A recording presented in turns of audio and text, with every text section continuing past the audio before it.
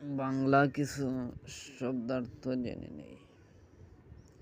আকাশ, গগন, অম্বর, আসমান, বায়ু, বাতাস, হাওয়া, পবন, সমীরণ, পাহাড়, পর্বত, শৈল, গিরি, সূর্য, রবি, তপন, দিবাকর, প্রভাকর, চাঁদ, চন্দ্র, শশী, বিদু, ইন্দু, শশাঙ্ক, নদী, তটিনী, নির্ঝরিণী, প্রবাহিনী, স্রোতোদ্দিনী, মাটি, ভূমি, মৃত্তিকা,